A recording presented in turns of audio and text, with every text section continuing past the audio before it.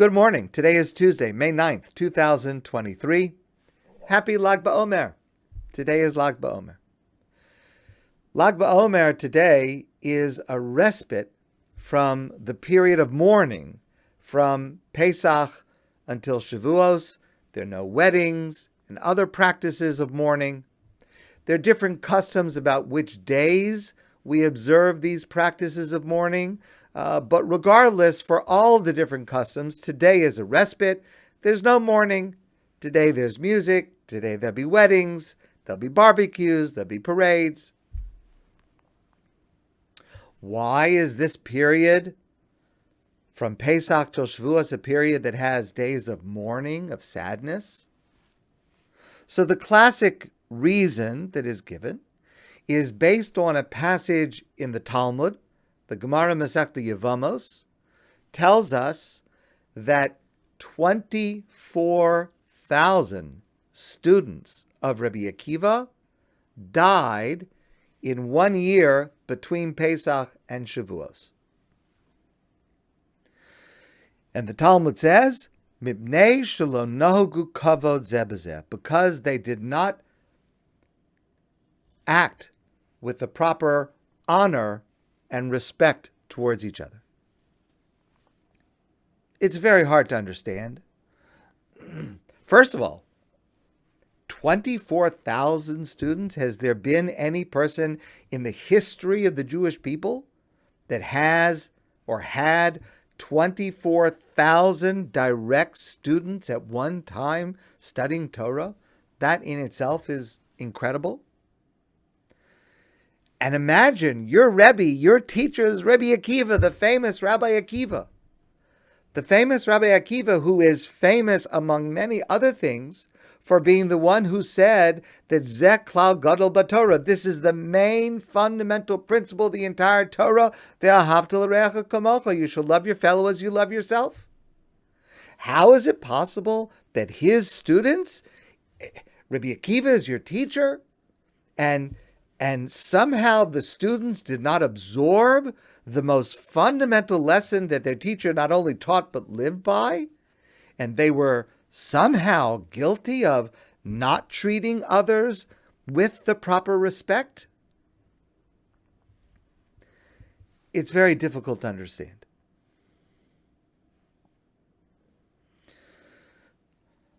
Okay? But what did they do wrong? What was it that they did or said or did not do or did not say that was considered not showing honor and respect to each other? What did they do wrong? We don't know. We don't know because the Talmud does not tell us. That's all the passage says. And by the way, that passage in the Talmud is very cryptic and mysterious for many reasons. We've discussed this together in the past. The Talmud just says, Mipnei shelo nohogu kavod zeh b'zeh, no explanation, no examples, no indication whatsoever. That's it. No idea. My Rosh HaYeshiva, Rabbi Yaakov Ruderman of blessed memory, suggested a possibility. Now, there's no proof that this is what it was, but it's kind of tantalizing in the hints that it gives us. It's a different passage of the Talmud, a different volume altogether, and there is no line drawn between this passage and our passage that relates to the students dying. But I'll share this passage with you. The Talmud is discussing the offering that was offered on the second day of Pesach, the Omer, and the offering that was offered on Shavuos, the Shtei HaLechem, the two loaves of bread.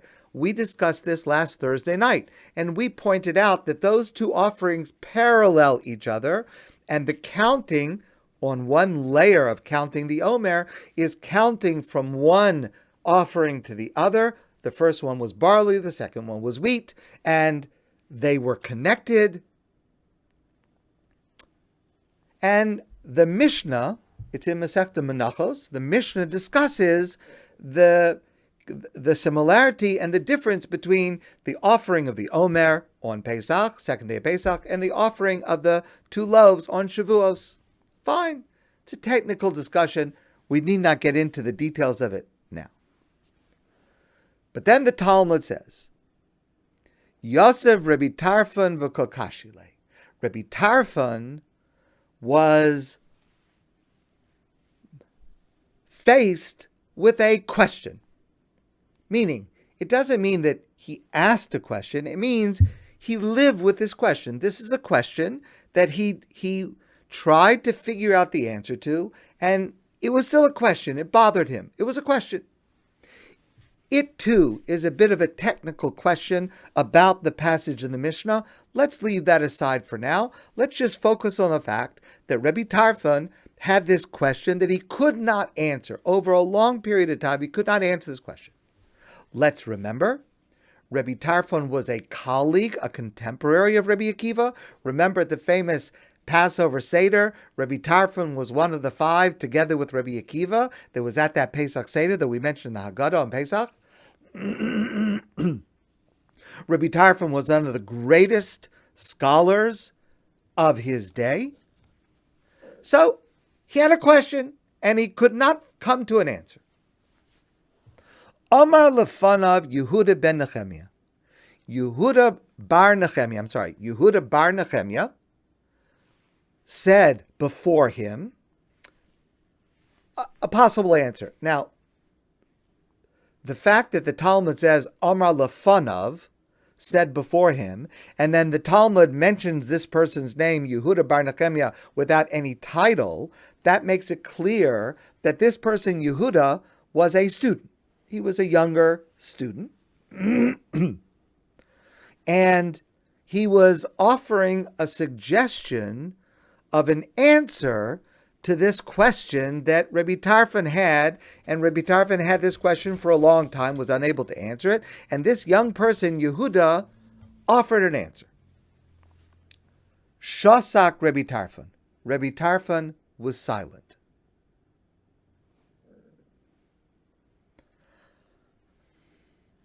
Why was he silent? It's not exactly clear. He was silent.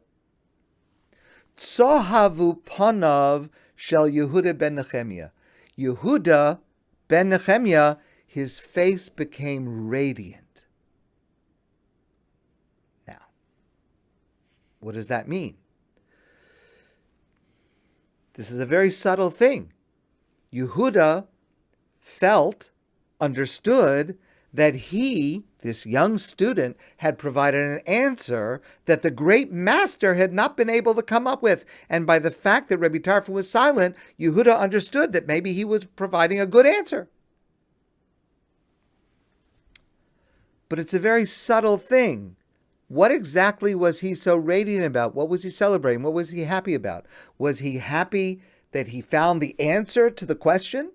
If there's a question in the Talmud, we want to find the answer. He was happy he found the answer. Or maybe he was happy that he bested his teacher. Maybe he had a little bit of pride. I found the answer. And even the great Rabbi Tarfon couldn't come up with the answer, but I found the answer. It's not at all clear from the text of the Talmud exactly what is going on here. But this occurred in the presence of his teacher, Rabbi Akiva. Amar lo Rabbi Akiva. Rabbi Akiva said to this young student, who was his student, Yehuda, tzahavu panecha sha'ashavta es hazaken? Yehuda, are you really taking pleasure? You have joy that you rebutted the elderly sage? That you think you know better than Rabbi Tarfon? Is that really what you're doing now? Tamahani im tarich yomim. I would be surprised if a person like you, with this deficiency in his character, I would be surprised if you lived to an old age. Also, a very, very strange thing to say.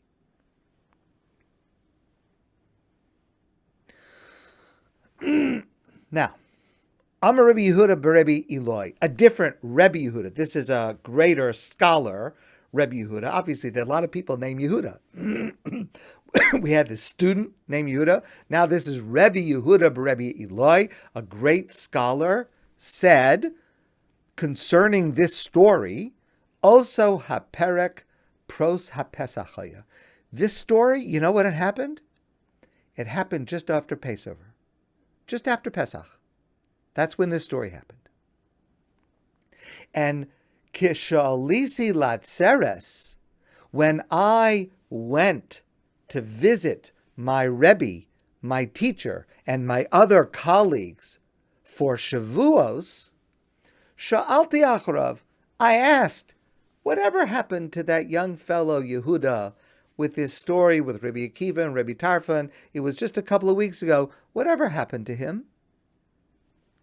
V'amru li, and they said to me, niftar v'holach lo. He passed away.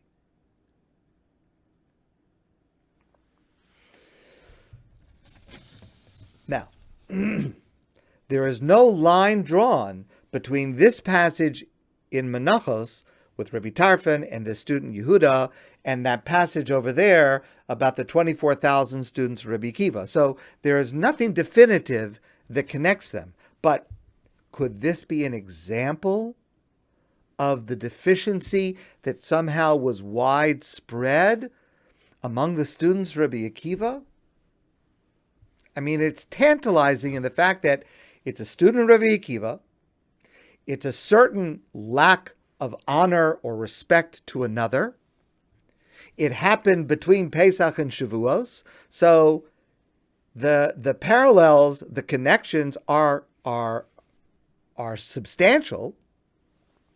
My Rosh HaYeshiva, Rav Yaakov Ruderman, of blessed memory, suggested maybe this is it. Maybe the Talmud, in a cryptic manner, is giving an example in a whole different volume of the kind of behavior, the kind of character deficiency that became widespread and because of which 24,000 students of Rabbi Akiva passed away during this period between Pesach and Shavuos. Because after all, these students had Rabbi Akiva as their teacher. They had Rabbi Akiva as their role model. And presumably, they did not take his primary lesson to heart sufficiently. Maybe for anyone else it would not be considered such a big deal, but people who were exposed to Rabbi Akiva in person, and they did not emulate this quality as much as they should have, it was considered for them a serious deficiency. Maybe that's what it is. Let me share with you a story. I heard this story from Dr. Abraham Twerski. Before I tell you the story, let me just explain a couple of points that are not related to what we discussed before, but in order to understand the story. So, first of all, often in printed texts of Hebrew writing, let's say a chumash, let's say a siddur, a prayer book, so you'll have God's name, and we discussed like Baruch Atah Hashem, the blessing, any kind of blessing, and Hashem is written with the letters Yud, and then Hey, and then Vav, and then Hey. Sometimes a printed work will not write those four letters, but it'll write Yud, Yud. You may notice it.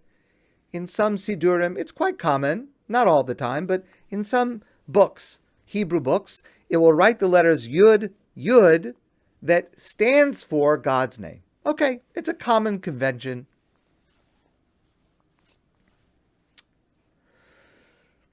Another convention, unrelated, in a printed chumash, in the Torah, a Bible, 5 books of Moshe, there is a common convention at the end of a pasuk, sof pasuk, the end of the pasuk, We don't indicate the end of a pasuk by a period.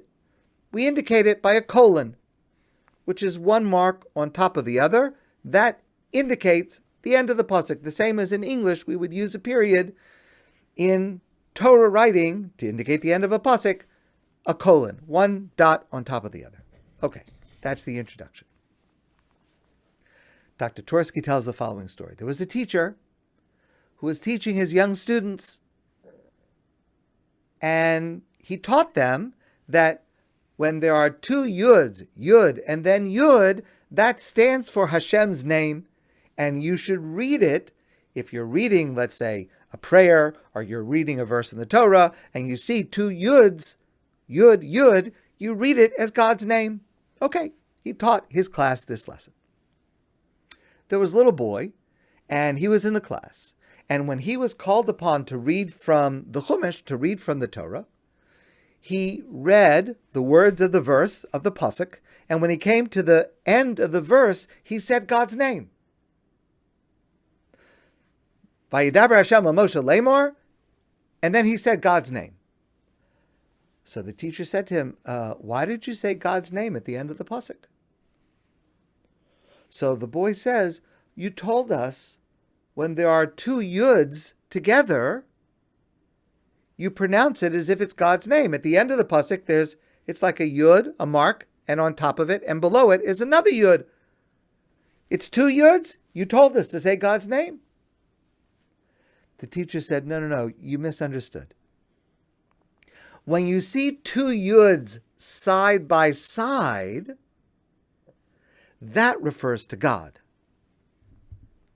If you see two yuds, one on top of the other, that's the end of the pasuk. That's the end. That's the sof, the end of the verse. Two yuds, or metaphorically, two yids, two Jews. Dr. Twerski said, if there are two Jews, two yuds, two yids, and they're standing side by side, they both have equal respect for each other. That's when God's presence is imminent. But if you have two yuds, one on top of the other, two Jews, one thinks that he or she is above the other, superior to the other, that's not God's name. That's sof pasuk, that's termination. That doesn't lead anywhere good. It's a remarkable lesson. And it's something that is very applicable today. The release and the relief of today, Lag BaOmer, should remind us to concentrate on what has caused us to be in mourning before and will cause us to go back into mourning after this day. To remind us that we must seriously strive at all times to never look down on another, never consider ourselves superior to another, to absorb this lesson that Rabbi Akiva tried to teach, but somehow was not successful for 24,000 students. Because one yud on top of another, that's just sof pasuk. That's termination. That's not leading us anywhere good. My friends, I wish you a wonderful, happy day. Enjoy Lag BaOmer, and I look forward to seeing you soon in person.